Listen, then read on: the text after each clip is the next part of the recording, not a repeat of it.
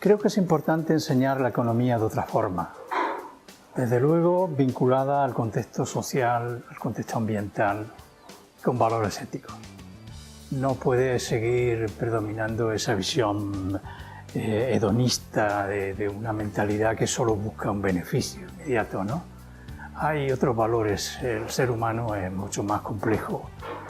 Entonces, ello requiere un esfuerzo por vincular todos esos elementos y enseñar economía de una manera más tranquila. Trato de mostrar los conceptos básicos de economía haciendo un recorrido por los mismos y desnudando lo que hay en su explicación, ¿no?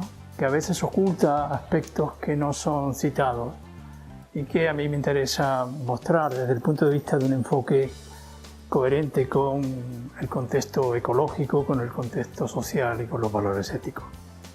Ahí que el análisis principal se centra en la producción y no solo los mercados, los factores de producción, la importancia de la organización territorial de la producción, el análisis del contexto internacional y sin embargo la importancia que tiene la producción local, que es 2/3 partes de la producción mundial, entendiendo la producción interna y no la producción que es objeto de transacciones internacionales, el análisis de las enseñanzas de los países de desarrollo tardío, Hamilton, List, hasta llegar a Chang, sí, autores que normalmente, yo desde luego no los conocí cuando estudiaba, ¿no? Por eso digo en el libro desde el principio, cuando terminé yo buscaba el libro Reclamaciones, porque había mucho que no me contaban.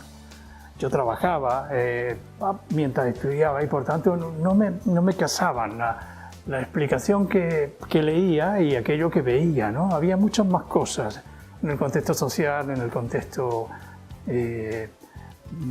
ambiental, aunque entonces no había tanta sensibilidad sobre ello y desde luego hay la necesidad de una evaluación de tipo ético y crítico al conjunto de temas que se hacen en un recorrido de los conceptos de economía. La necesidad de una visión que no sea solo euro o anglocéntrica me parece importante.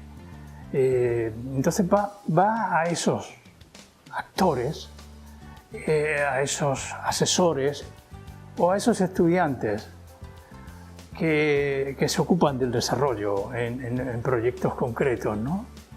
Esencialmente también a toda persona interesada en conocer algo que no es complicado, pero que se hace abstracto y que forma parte de un discurso ideológico predominante que no ayuda nada a tratar de mejorar el mundo que vivimos.